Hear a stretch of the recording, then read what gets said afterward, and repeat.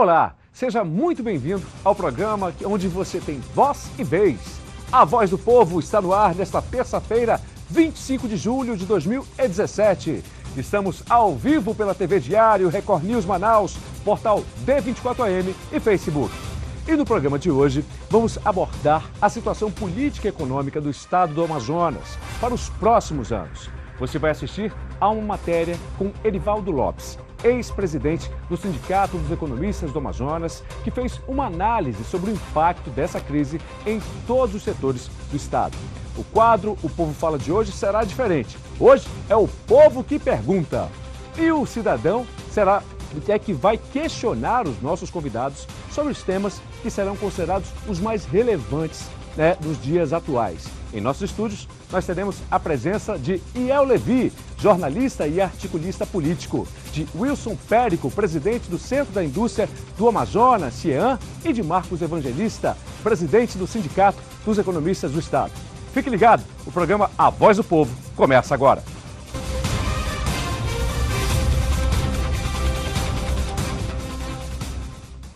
Confira agora as principais manchetes do Jornal Diário do Amazonas desta terça-feira, 25 de julho de 2017.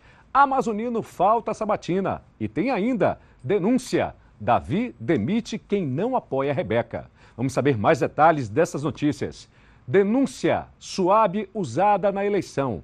Um grupo de funcionários da Superintendência Estadual de Habitação entrou com uma denúncia no Ministério Público Eleitoral contra o governador interino do estado, Davi Almeida. E mesmo após confirmar presença, Amazonino falta ao 10 na TV. Após confirmar participação, Amazonino Mendes informou que não poderia comparecer à entrevista desta segunda-feira por estar em Manicoré. Gente, muito obrigado a todos pela audiência e nesse momento nós estamos agradecendo e muito a presença dos nossos três convidados dessa edição especial do programa A Voz do Povo. Hoje contamos com a presença do presidente do Centro da Indústria do Estado do Amazonas, Dr. Wilson Périco, muito obrigado pela presença. Iel Levi, nosso jornalista e articulista político.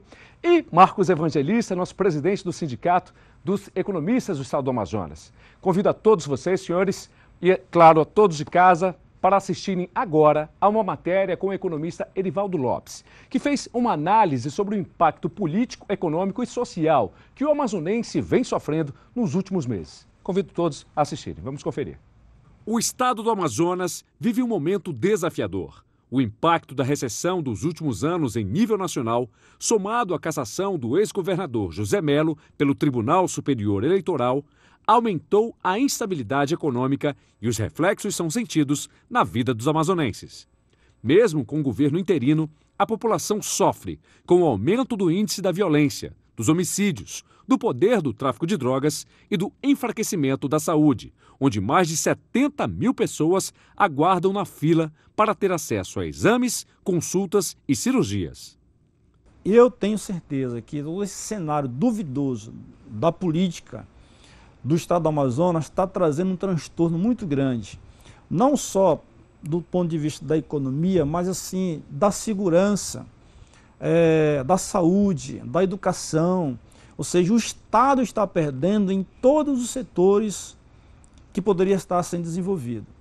E a economia, ela vem puxando, porque ela sofre o quê? Ela sofre arrecadação.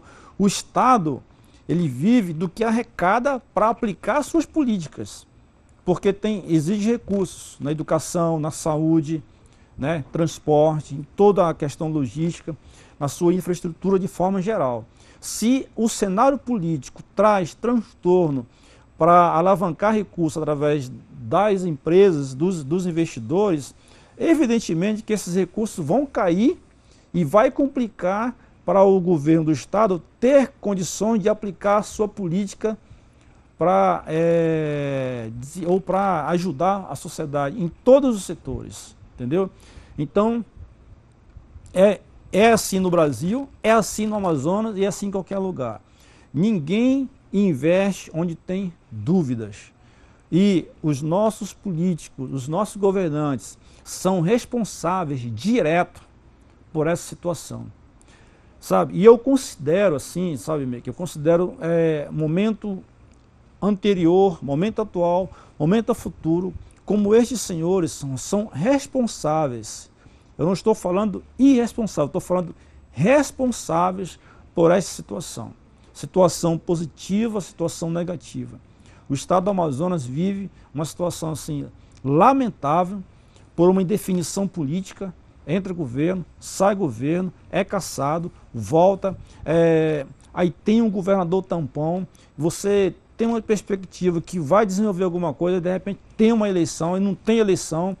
Imagina quem está querendo investir nisso, como é que fica? Né? Como fica o aluno, como fica o estudante numa sala de aula, como fica a dona de casa, como fica o senhor que vende carne no seu açougue, como fica o investidor pequeno, médio e grande. Então, sim, esses senhores da política precisam pensar que o Estado é além dele. Além dele no poder, existem as pessoas para viverem. O Polo Industrial de Manaus, um dos principais setores da economia do estado do Amazonas, foi um dos que mais sentiu os impactos desta crise. Por conta da instabilidade política, o medo de investidores é cada vez mais frequente e isso se reflete em desemprego. Só aqui, mais de 50 mil trabalhadores perderam os empregos nos últimos anos. Bem, o tema de hoje, como vocês já perceberam, é a questão dos impactos, principalmente do lado econômico, social, na vida dos nossos amazonenses. E agora vamos ouvir os nossos convidados. Fiquem à vontade. Bem que eu posso apimentar um pouquinho o debate. Surgiu uma informação agora de manhã, que eu trago em primeira mão para os teus telespectadores, de que, mais uma vez, o Supremo Tribunal Federal, um ministro do Supremo Tribunal Federal, poderá suspender a eleição direta no Amazonas. O mesmo ministro que a suspendeu dia 28 do mês passado, Ricardo Lewandowski, agora pode se pronunciar. Ele estaria ontem no interior de São Paulo, em férias, retorna hoje a Brasília e caberá a ele analisar os recursos que estão no STF, como relator da matéria. E há uma grande possibilidade, falei hoje com o escritório jurídico que está cuidando disso, há uma grande possibilidade de novamente o pleito ser suspenso. Vai trazer um pouco mais de conturbação ali, o que o nosso economista falou. Mas a questão que eu queria colocar para os especialistas, que eu estou aqui de gaiato, né? Os especialistas são os dois. A questão que eu queria colocar é o seguinte: me parece, Meike, que o polo industrial ele sente muito mais o efeito da crise nacional do que da crise local. E me parece também que o desemprego que hoje a gente vê como um dos principais problemas, ontem o doutor Afrânio Soares disse aqui que é um dos principais problemas apontados em todas as pesquisas que ele faz, o desemprego que se verifica hoje na cidade de Manaus, no estado do Amazonas, é muito mais nos setores de serviço e do comércio. Bom dia, El, bom dia, Marcos, é um prazer muito grande estar aqui. É quase isso. Quando a gente fala da indústria e o reflexo que a indústria tem na economia do nosso estado, a tendência que a nossa indústria tem no momento econômico do país, é isso mesmo. Ou seja, 14 milhões e meio de pessoas desempregadas, as pessoas perderam o poder de compra, não vão comprar. Os que estão empregados não têm a garantia que permanecerão nos empregos durante o curto, médio prazo do tempo, também retraem o consumo, só compram os itens de primeira necessidade que não fazem parte da nossa cesta. Doutor Wilson, Iel, nós vamos a um pequeno intervalo comercial e daqui a pouquinho a gente volta com muito mais informações para você. Rapidinho.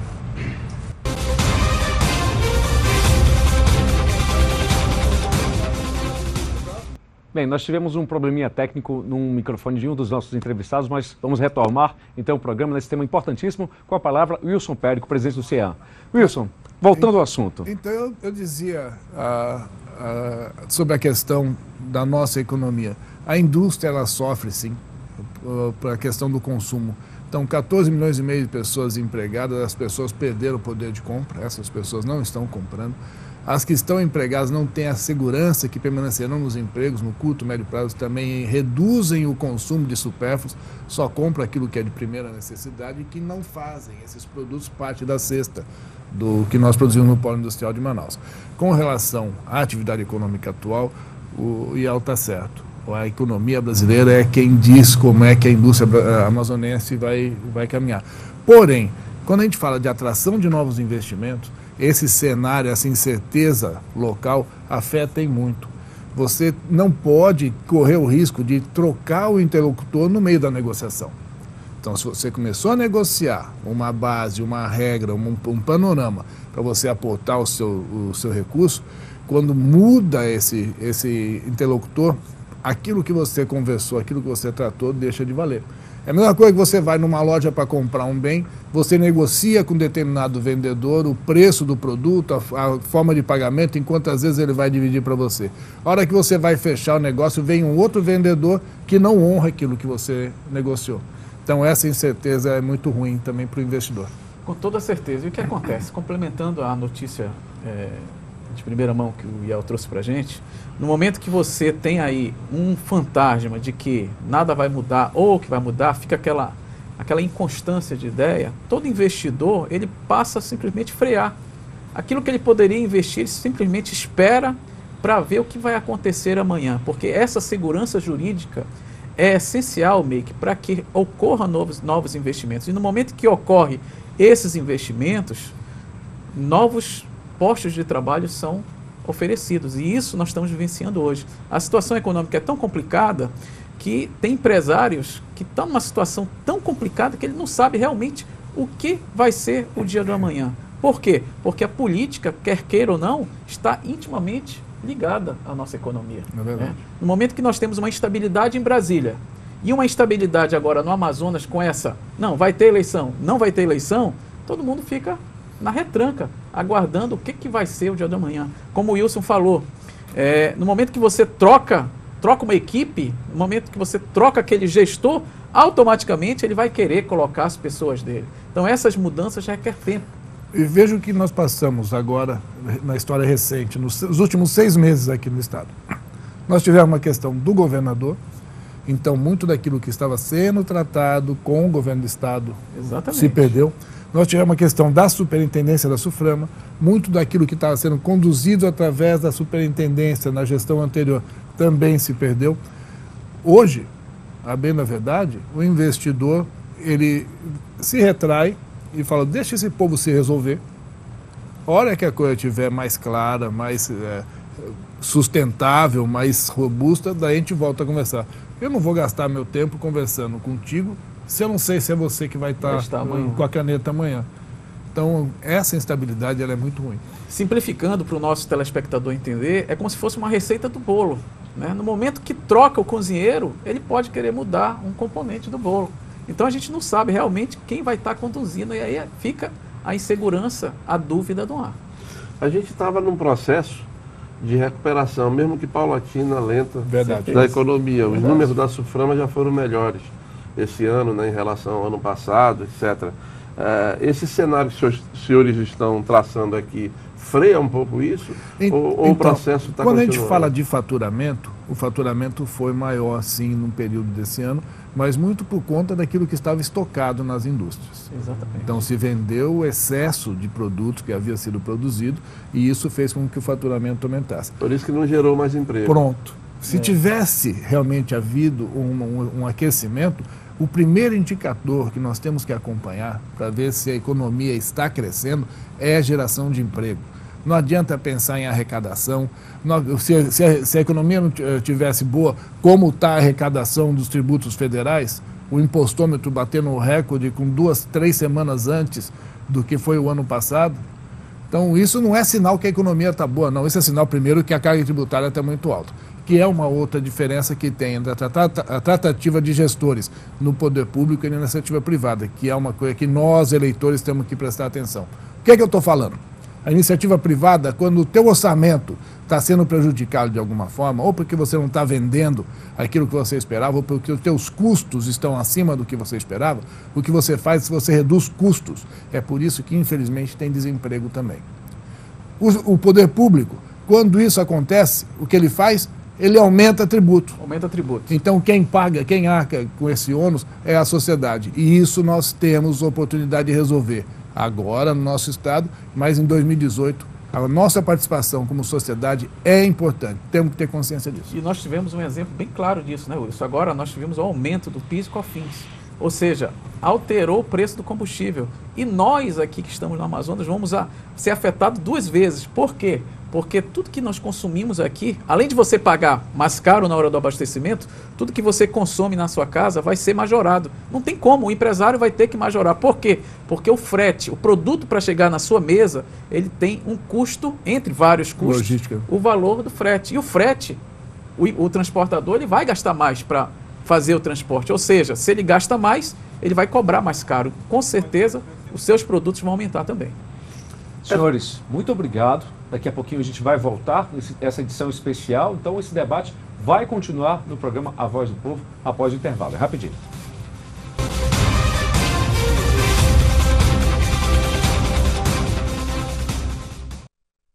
Estamos de volta com o programa A Voz do Povo e neste momento vamos ouvir as considerações finais dos nossos convidados. Yael Levi, Wilson Périco e Marcos Evangelista. Wilson. Bom, primeiro agradecer mais uma vez a oportunidade de estar aqui conversando com você e com os teus telespectadores. O prazer de ver o Yael, o Marcos. E é um momento conturbado? É sim. É um momento de incertezas, é um momento que a gente chega a ter nojo daquilo que está sendo divulgado, do que foi a gestão do governo federal nos últimos anos. E isso não é uma questão partidária. É uma questão da classe política que aí está, o que fez, da forma com que fez. Mas é um momento de reflexão também. A única coisa que nós não podemos perder, e é isso que eu tenho dito sempre, é o otimismo. O nosso país já passou por dificuldades, o nosso estado já passou por tantos outros desafios. Eu tenho certeza que esse é mais um momento muito difícil, mas que vai ser superado, sim, será superado, com a tua determinação, com a tua competência, com a tua perseverança e com a nossa paixão por aquilo que nós achamos ser o melhor para as nossas vidas, para o nosso estado. Então eu tenho certeza que nós vamos superar. Não podemos perder o otimismo, não. Yael? Vou deixar o doutor Marcos falar, porque nós temos um anúncio para fazer no final. Daqui a pouquinho mais um anúncio de Yael Levi. O que eu acredito, olha, hoje o programa foi fantástico, onde a gente está falando aí sobre o futuro da economia do nosso estado. Você, na hora do voto, você tem o poder de realmente fazer essa mudança. Analisa a proposta do seu candidato, dá uma olhada principalmente naquele ponto de economia. Porque muitas pessoas acham que a economia não faz parte da minha vida, mas se você parar para pensar, a economia está presente todos os momentos da sua vida, desde o momento que você acorda. Tem um provérbio antigo, você paga para nascer e paga para morrer, isso é verdade. Então é muito importante que a proposta do seu candidato, a proposta econômica, a proposta para o futuro da economia do nosso estado, esteja dentro da sua atenção. Então analisa e na hora de votar, faça a sua melhor escolha. Bom, Meik, eu queria agradecer mais uma vez por estar aqui na Voz do Povo, agradecer aqui esse bate-papo com o Dr. Wilson, o Dr. Marcos. Não estou no nível deles, mas conseguindo falar. E dizer para o telespectador que a gente tem um encontro marcado para os próximos dias aqui na TV Diário, com a estreia do nosso Banzeiro.com. É um programa que a TV Diário vai levar ao ar, trazendo para dentro da TV de massa, né, para o veículo de comunicação de massa, aquele pessoal que faz comunicação nos blogs, nos sites, nos portais de Manaus. Nós vamos dar vez e voz a essa turma, entrevistando personalidades como essas duas que estão aqui, que certamente serão convidadas para a nossa sabatina em algum momento. E a gente está muito empolgado, querendo fazer isso dar certo. Viemos para ser parceiro da Voz do Povo, num outro dia, num outro horário, evidentemente. E já já você vai saber aí os teasers que nós vamos divulgar, tudo que nós vamos fazer a partir da estreia do Banzeiro.com. Eu aguardo vocês no programa, hein, gente?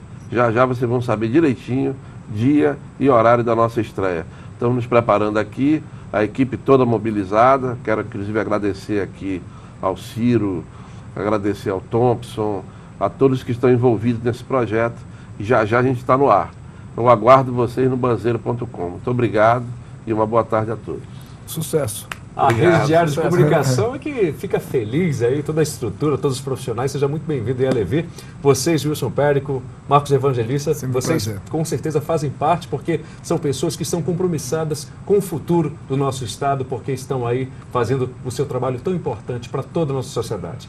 E o programa A Voz do Povo de hoje Ficando por aqui.